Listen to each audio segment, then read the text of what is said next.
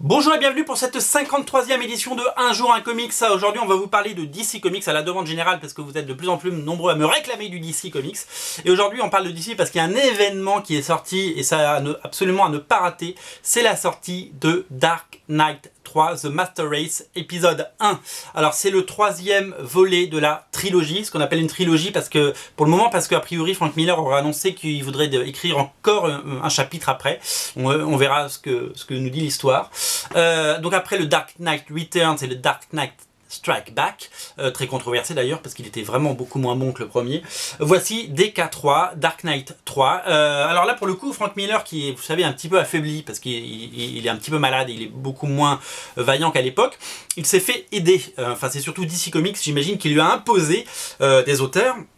Puisque c'est Brian Azzarello qui l'aide au scénario, et c'est dessiné bien entendu par Andy Kubert, qui va faire un travail magnifique, et on le voit déjà sur cette couverture, mais je vais vous montrer les intérieurs tout à l'heure. Klaus Johnson fait le lien, puisqu'il était déjà encreur de Miller, et donc il revient, donc il fait le lien. C'est co-scénarisé bien entendu par Frank Miller, et je pense qu'il a fait le plot. Et voilà, donc avant toute chose je voudrais vous dire que l'édition est absolument géniale, la couverture est en semi-rigide, c'est super chouette, c'est très qualitatif, c'est vraiment très très beau, ils ont fait un très beau travail, et je voulais signaler le travail que fait DC sur ses projets spéciaux, que ce soit Before Watchmen, que ce soit tous les trucs qu'ils font en marge si vous voulez, des grandes séries tout mensuelles, c'est toujours des très très belles éditions. Alors, le pitch, c'est que ça se passe après le Dark Knight Returns et que on est dans un monde où Batman a un petit peu disparu et où Batman revient. Je crois qu'on a déjà entendu ça quelque part.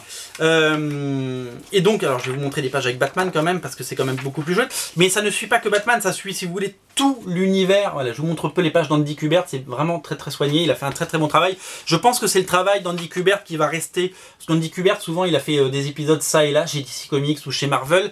Il n'a pas une œuvre, à la part peut-être ce qu'il a pu faire, c'est vrai, chez Marvel, mais c'est des choses qui sont déjà lointaines sur les origines de Wolverine, etc. Donc là, si vous voulez, c'est vraiment très bien. Alors, ça ne suit pas que Batman, ça suit qui est devenu Wonder Woman, qui est devenu Superman, que sont devenus leurs enfants, etc., etc. Ça se passe vraiment quelques années après. Alors je vais pas vous spoiler la fin, je vous montre juste Batman là, hop. Je vais pas vous spoiler la fin parce qu'il se passe un gros truc à la fin et toute la toile en a déjà parlé, mais moi je suis pas là pour vous spoiler. Simplement pour vous dire que c'est un numéro qui se lit très vite, c'est très punchy, c'est très bien, ça corrige pas mal d'erreurs qu'il y avait pu y avoir dans la dernière version du Dark Knight, de Dark Knight Strike Back, et c'est vraiment intelligible, hein. C'est-à-dire que c'est vraiment lisible pour tout le monde, et c'est vraiment super chouette.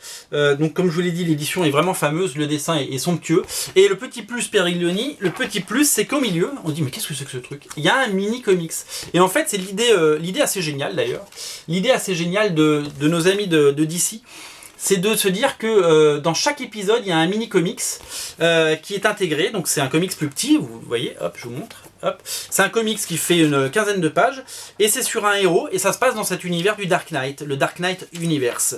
Et donc là, c'est scénarisé et dessiné, parce qu'on pensait que Miller ne dessinait plus, c'est scénarisé et dessiné par Frank Miller, donc dans son style le plus pur, si vous voulez, quand il fait des super-héros, où il joue lui-même de son propre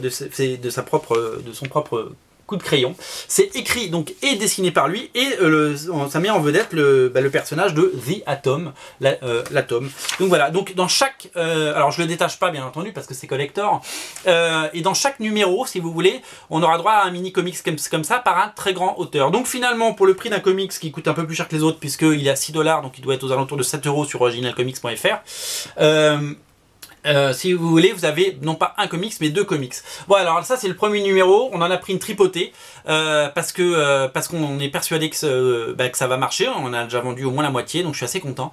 C'est vraiment à découvrir. Je vous invite vraiment à vous jeter dessus parce que c'est une vraie bonne surprise. Moi, je suis un peu hermétique à l'univers du Dark Knight. J'ai pas du tout aimé le Dark Knight Strike Back, pour tout vous dire. Et j'ai un peu lu ça en disant allez, on y va quoi, allez on se bouche le nez, on y va. Et ben non, c'est très très bien. Donc voilà, Dark Knight 3 The Master Race 1 est disponible. À noter que, alors je crois qu'il y aura 8 parties. 6 ou 8 parties, je sais plus combien. À noter que les 3 premiers numéros sont disponibles sur Original Comics. Il y a un interlude en février avec un one-shot avec le Joker dessiné par John Romita Jr. Ça reviendra certainement. Et en VF, ils vont sortir, ils vont attendre que le 1 et le 2 soient sortis. Et en mars, a priori, février ou mars, chez Urban, sortent le tome 1 dans un grand format. Donc l'édition va s'étaler sur plusieurs mois, bien entendu, en VF. Mais la VF va avoir une sortie très courte, si vous voulez, très rapprochée pour une fois. Donc voilà, vous pouvez soit tenter la VO tout de suite, soit attendre 3 ou 4 mois pour avoir la VF. Mais en tout cas, c'était voilà, quoi qu'il arrive, peu importe la langue, c'est une excellente lecture. Voilà, Dark Knight The Master Race numéro 3, disponible absolument partout, mais notamment sur originalcomics.fr. Je vous invite à aller faire un tour sur ce site, il paraît qu'il est super chouette.